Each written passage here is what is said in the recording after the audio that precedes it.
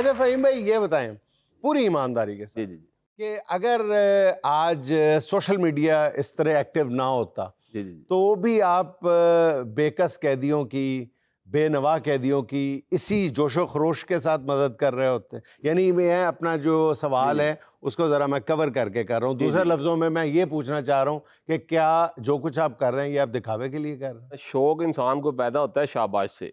हाँ। अच्छा। जब लोग आपसे मोहब्बत करें, प्यार करें, शाबाश दें, आपकी जुर्रत को सलाम करें, तो फिर आपका दिल करता है मैं और काम करूं अच्छा। और मेहनत करूं और काविश करूं। शायद सोशल मीडिया ना होता तो मैं 10 12 15 कैदी छुड़वा कर चुप कर जाता, लेकिन जब मुझे प्यार मिला, मोहब्बत मिली, दुआएं मिली, लावारिस कैदियों ने मुझे जेलों से पैगाम भेजे, रुके भेजे, और उनके वारसान मेरे दफ्तरों में आके मुझे दुआएं मिली, मिठाइयों के डब्बे मिले, तो फिर मैंने कहा यार ये तो बड़ा अच्छा काम है। दुनिया में दिखावे हर चीज़ के होते हैं, लेकिन सही। अगर आप किसी काम को खुलूस नीयत के साथ करें ना, ईमानदारी से करें, तो फिर उसमें दिखावा भी थोड़ा सा चल जाता है, लेकिन उसमें वसूली बहुत बड़ी होती है।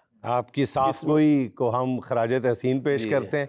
अच्छा, इसका मतलब ये है कि सोशल मीडिया की वजह से आपको एक तो दाद मिली, जी जी एक लोगों ने राब्ते किए तो आपके काम में आपको मदद भी मिली। मदद मिली मुझे, मदद भी मिली, मदद मिली। इसलिए दो तरफा मामला है जब ये। मेरा पैगाम पहुंचा ना, जब तो मस्जिद में अजान होती है ना, तो फिर ही लोग नमाज पढ़ने जाते हैं। हम्म अजान ना हो तो फिर लोग सोचते हैं शायद कारी साहब कितने लेट हो गए ने। हम्म जब मेरा पैगाम लोगों तक पहुंचा ना और मुझे लोगों ने शाबाश दी, मोहब्बत दी, तो फिर मैंने कहा यार इसका मतलब है मैं लोगों तक अपना पैगाम पहुंचाने में सोशल मीडिया मेरे लिए आसानी का जरिया है। हम्म तो फिर मैंने जब लावारिस कैदी छुड़वाना शुरू किए, तो अल्हम्दुलिल्लाह मैं ये 2023 से छुड़वा रहा हूँ, और ये हर साल रमज़ान में मैं 200 लावारिस कैदी घर भेजता हूँ, जिनके पीछे आने वाला कोई नहीं है, जिनका हाल हवाल पूछने वाला कोई नहीं है। जेलों में सबसे बड़ी किसी कैदी की ख्वाहिश ये होती है कि उसको कोई मुलाकात करने आए। जेलों में मुलाकात ही नहीं है। 2-2 साल गुजर गए हैं, नदीम को, जवेद को, इकबाल को, फ़हीम को, काशिफ को कोई मुलाकात ही करने नहीं आया।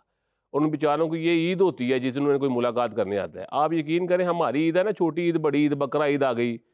कैदी की ईद वो होती है जिस दिन उसको कोई मुलाकात करने जाता है, जिस ओए दिन उसको होए आवाज़ पड़ती है जवेद तेरी मुलाकात आई हो। तो ओए बड़े होए, सारे ऐसे कैदी हैं जिन बेचारों को ये ख्वाहिश ही रह गई कि हमें कोई मिलने आए, मिलने ही कोई नहीं हमें कोई आता। मिलने आए। इसकी आप बुनियादी वजह क्या है? एक तो इसकी बुनियादी सबसे बड़ी वजह ये है कि आपने किसी को जेल में मुलाकात करने जाना है, तो आपने सुबह 8 बजे जाना है और आपकी बारी आनी है दोपहर के 3 से 4 बजे तक। ओए होए होए। पूरा दिन का ज़या है।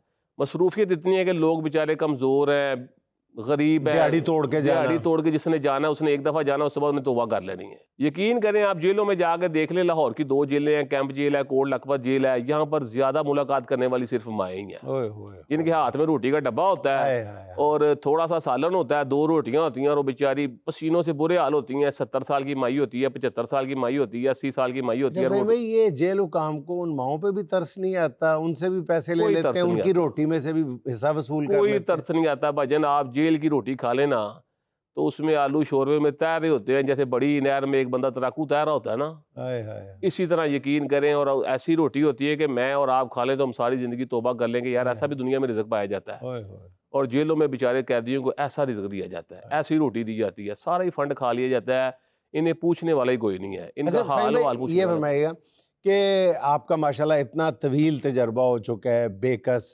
बेनवा कैदियों की मदद करना, गरीब की मदद करना, उनका पुश्तीबान बनना, उनकी ज़मानत का एहतमाम करना और सारे उनके कानूनी और माली मुआवनत करना। ऐसा वाक़या जिस पर आप भी बेख्तियार रो पड़े हों? वैसे तो बेशुमार हैं, लेकिन 2020 या 21 की बात है, मैंने ना एक माँ को हाथ में शादी का कार्ड लिए देखा सेशन कोर्ट की अदालत में। साथ में उसके हाथ में रोटी का डिब्बा था, साथ में उसमें शादी का कार्ड था, और वो ज़ारो कुतार रो रही थी, उसके हाथ, बेटे के ना हाथ में हथकड़ियाँ थी। तो मैं पूछा माँ जी खैर नाल अदालत आए जे? तो कहती पुत्तर मैं अपनी धी दा ब्याह रख लिया, तो मैं अपने पुत्तर नूं कार्ड विखाण आई हां कि असीं तेरी भैन दा ना ब्याह रख लिया है, तो हुण दुआ करी सारे जेह्ड़े ना रस्मो रिवाज खैर नाल तय हो जाण। मुझे बड़ा दुख आया कि यार उसकी सगी बहन की शादी है और वो शादी नहीं देखेगा, उनकी माँ बेचारी शादी का कार्ड उन्होंने वहां ले आई है। मैंने उसको पूछा, मैंने कहा तेरा नाम की? उसने कहा जी मेरा नाम नदीम है। मैं कहा किन्ने मुकदमे? उसने कहा जी 6 मुकदमे ने। मैंने उसके पास होके कहा, मैं भैन का ब्याह वेखण दा दिल करदा ही? उसकी आंखें आंसुओं से भर गई। ओए! और मैं कहा दस नदीम भैन का ब्याह वेखना ही? वो रोना शुरू हो गया। उन्हें कहा वकील साहब किंदी ख्वाहिश नहीं होती कि भैन का ब्याह वेखे।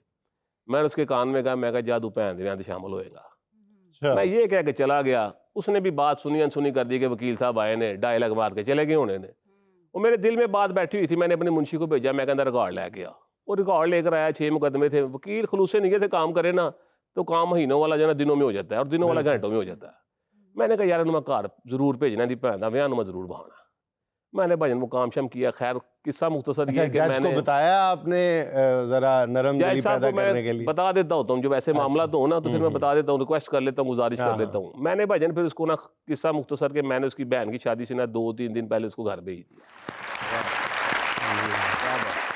वो भी जब अचानक घर गया तो फिर उसकी बहन की शादी के 2 दिन बाद उसका बहनोई, उसकी बहन, उसकी वालदा और वो लड़का मेरे दफ्तर में मिठाई का डिब्बा लेकर हाय। आए और उसकी वालदा मेरे पाँव में गिर गई। तो मैंने कहा माँ ये कम ना करो। उन्होंने कहा पुत्र तू साढ़े वो किया जरा, तू दुनिया ही कमा गया, जन्नत भी कमा गया। तो फिर मेरा दिल किया कि यार ऐसे लोग बड़े सारे ऐसे लवारिस कैदी जेलों में हैं जिनकी ख्वाहिश होती है कि यार हम खुशी गमी में शामिल हों।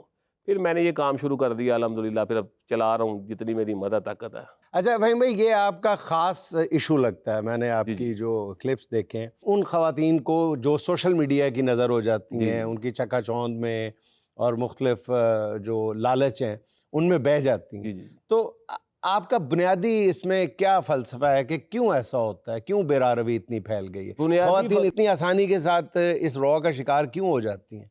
सिर्फ लालच, हवस, शौक, शोहरत ख़वातीन नहीं? को शोहरत, ये सारा शोहरत। कुछ है। ये ख़वातीन को पागल कर रहा है। 5 बच्चों की माँ, 7 बच्चों की माँ ये करने पर मजबूर हो गई है कि शायद खूबसूरत हो, मैं भी इससे ज़्यादा हूँ। अगर मैं अच्छे ड्रेस पहनूंगी तो मेरे पास अच्छा मोबाइल भी आ जाएगा। अगर मैं हाय। वर्गैलिटी फैलाऊंगी, बेहूदगी फैलाऊंगी तो ज़ाहिर सी बात है मेरे भी फॉलोअर्स होंगे, लोग मुझे पसंद करेंगे, लाइक करेंगे, जिसकी वजह से हमारे मुआशरे में तलाक की रेशो सबसे ज़्यादा बढ़ गई है। हाय। हमारी अदालतों में अब ना झगड़े के केसेस हैं, ना कत्ल के केस हैं, ना लेन देन के केस हैं। सबसे ज़्यादा जो केस हैं वो तलाक के केस हैं। अदालतें और भरी उसकी वजह सोशल मीडिया है। उसकी वजह सबसे बड़ी सोशल मीडिया नहीं सर, उसकी सबसे बड़ी वजह फिल्टर है। हाँ जी, फिल्टर का भी इस्तेमाल आप कह सकते हैं। लेकिन मैं इसमें कोई 15-20 ऐसी ख़वातीन हैं जो सोशल मीडिया पे ना इस हद तक जा चुकी हैं कि उन्होंने जनाब ख़ानदान के ख़ानदान ही बर्बाद कर दिए हैं। ओह। अब मैं किसी का नाम लूँगा तो वो अच्छी बात नहीं है, लेकिन मैं वैसे आप नाम ले लेते हैं अक्सर। आपके मैं वो काफ़ी मतलब मुतक्के चल रहे हैं सोशल मीडिया के। जो बड़े बड़े नाम हैं उनके साथ आपके अक्सर हम भाईजान सुनते हैं। वकील की ताकत कलम होता है। वकील 15 बंदूकों वाले से, 20 गनमैनों से, 50 गाड़ियों से नहीं घबराता। तो आप खुद इस कल्चर का शिकार नहीं हुए कि आपके साथ भी गार्ड हैं, आपके साथ भी? भाईजान हमारा मामला तो ये है कि मैं फौजदारी की वकालत करता हूँ। अदालत में हर रोज़ रस्मो रिवाज के मुताबिक किसी न किसी से बहस हो जाती है। फौजदारी के केस तो और भी वकील के ही करते हैं, तो देखिए सारों ना, के साथ तो हम गार्ड्स नहीं देखते। हर बंदे का अपना अपना मामला तो जिंदगी होते हैं। मेरी तो जरा जरा बरादरी खोखर बरादरी है मेरी। और वो मामला ऐसे है कि मैं अपने साइल को ना जरा पर्सनल ले लेता हूँ। मैं अपने अच्छा। साइल का काम को ऐसे समझता हूँ कि मेरा अपना जाती काम है। और अच्छा। सोशल मीडिया पे बड़े नेक्स्ट लेवल के थ्रेट भी करते हैं। आपने कभी देखा होगा इनके फड्डे भी तो फिर मिस्टर पतलू जैसे लोगों के साथ होते हैं ना, बड़ी तड़ियां लगा रहे होते हैं। अब तो मामला खत्म हो गया हुआ है पतलू वाला। पतलू बेचारा क्या, पतलू है एक वकील के सामने पतलू क्या है? मेरी बात सुने, कई नहीं, मोटे बिल्कुल। आए, कई पतलू आए, इस चीज़ से मैं कभी जिंदगी में नहीं घबराया। बात यह है कि नहीं, मैं आपका करूं- असूली इख्तलाफ क्या था मिस्टर कोई पतलू? इख्तलाफ नहीं था। उसकी हकीकी बीवी थी, उसने मुझसे इंग्लैंड से रब्ता किया कि जनाब ये मुझसे तलाक दी है, इसने मुझे हक महर अदा नहीं किया। वो 150 तोले या 50 तोले जेवर था, वो उसने अदा करना था। मैंने उसकी पूरी वेरिफिकेशन की, मैंने नादरा से चेक करवाया, यूनियन कौंसिल चेक करवाया, वो उसकी बीवी थी। मैंने केस फाइल कर दिया। उसके बाद जनाब वो सोशल मीडिया की लड़ाई, मैं सोशल मीडिया की लड़ाई को लड़ाई नहीं समझता। दुनिया का नहीं, लड़ते आप बहुत शौक से। भाईजान मेरी बात है। दुनिया का डायलॉग तो आपके कमजोर बोला जेट से कम नहीं होते। दुनिया का कमजोर और बुज़दिल तरीन इंसान होता है जो सोशल मीडिया पे किसी को या किसी को व्हाट्सएप पे या किसी को मैसेज पे तड़ी लगाता है। हाँ। मैं उसको बहादुर समझता हूँ जो मेरे मुंह पर आकर बात करेगा। मैं अलानिया कहता हूँ कि जो मेरा साइल होता है या जिससे मेरी मुखालफत होती है उसको मैं कहता हूँ यार मैं चाहे ग्लासेस से डॉक्टर लगता हूँ, कोई इंजीनियर लगता हूँ, लेकिन मैं हूँ बड़ा खपती। मुझे जो जानता है ना वो मुझे मानता है। तो अल्हम्दुलिल्लाह जिसने मुझे आगे बात करनी हो मेरे सामने माथे पे आगे बात करे। हाँ। तो इसलिए लोग सोशल मीडिया पे अब सारों से तो नहीं लड़ सकते आप। अच्छा फ़हीम साहब, अगर मैं गलत नहीं हूँ तो डॉली के साथ भी आपको कोई मामला था। आप उसकी आईडी कार्ड और एज के मामले में आपके बड़े बयान चल रहे थे, और ये बड़ा उनके टची- साथ क्या मामला था बड़ा आपका? टची वाला मामला था क्योंकि देखें औरत जी- की एज के बारे में नहीं जो है देखें पूछा जी, जाता। किसी की उम्र को बताना इसमें कोई बुराई तो नहीं है। नहीं, आपको इतना पर्सनल क्या हो गया था कि आप उसकी आईडी कार्ड, उसकी एज वेरीफाई करें सारी आवाम को? नहीं, मैं ये क्या मामला था? अगर मैं थोड़ा अपनी सा। अपने उम्र के लोगों में बैठूंगा ना तो लोग मुझे समझेंगे यार ये नौजवान है। बूढ़ों में बैठूंगा तो बूढ़ा है। वो खातून जो है ना वो यंग लड़कियों में बैठती थी तो मैंने उन्हें सिर्फ इतना बताया था कि आपकी एज ज्यादा है तो आप कोशिश करें आप कि आप उनमें ना बैठें, आप हमारे अपने साथ हम उम्र में बैठा करें। नहीं, मेरे साथ ना बैठे, मेरी दादों के साथ बैठे। बहुत अच्छा फहीम भाई, ये बताइएगा, जी। अगर मैं आपसे पूछूं कि बुनियादी तौर पे एक गरीब आदमी की इंसाफ तक रसाई, जैसे आप बताते हैं कि मुलाकात को तरसते हैं बेचारे, जी, जी। तो उन्होंने अपनी जमानत कैसे करवानी है जो मुलाकात को तरस रहे हैं, आप क्या समझते हैं कि 2-3 जुमलों में हमें बताइएगा कि पाकिस्तान के निज़ाम इंसाफ में बुनियादी सुकम क्या है कि एक गरीब आदमी जो पकड़ा जाता है, जी, जी। चाहे वो जायज़ है चाहे वो नाजायज़ है, उसकी कानून तक रसाई क्यों नहीं हो पाती? इदारों की तरफ से नाइंसाफ़ी है। एक बंदा गरीब है, उसको पकड़ते हैं, उस पर एक मुकदमा होता है, जब देखते हैं पीछे आने वाला कोई नहीं, उस पे 40 मुकदमा डाल क्यों? दिए जाते हैं। पीछे आने वाला कोई नहीं है, वारिस कोई नहीं है। नहीं तो वो मुकदमात पूरे करने के लिए उस पर डालते जी, रहे। जब जैसे देखें आपके इलाके में चोरी डकैती होती है, 15 पे कॉल की जाती है कि जनाब नामालूम डाकू आए, मुझसे मोबाइल फ़ोन छीन के ले गए, मेरा पर्स ले गए, मेरी घड़ी उतार के ले गए। तो फिर उन्होंने वो डाकू कहीं ना कहीं से तो ढूंढना होता है ना। तो वो सारे केसेस वो जनाब उसने एक फिर गरीब सारे पे वो डाल माड़े दिए। थे पुत्र दे पैदे ने। तगड़े का पुत्र डकैती करेगा, चोरी करेगा, उस पर यहाँ एक मुकदमा पड़ेगा या उस पर एक मुकदमा भी नहीं पड़ेगा।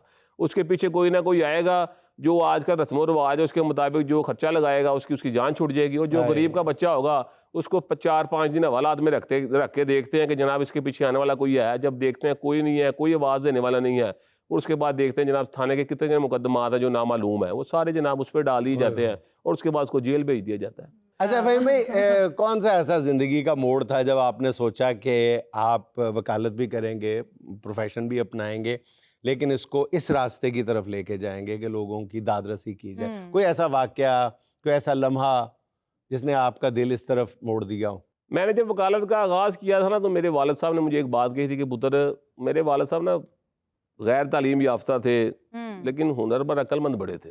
उन्होंने मुझे ना बिठा के कहा कि पुत्र गल सुन, मेरी वकालत तू करन लगा ना तो जिंदगी ਦੇ ਵਿੱਚ ਇੱਕ ਗੱਲ ਪੱਲੇ ਬੰਨ ਲੈਣੀ ਹੈ, ਕਿਸੇ ਦੀ ਮਾਂ ਭੈਣ ਨੂੰ ਅਦਾਲਤ ਨਹੀਂ ਬੁਲਾਣਾ।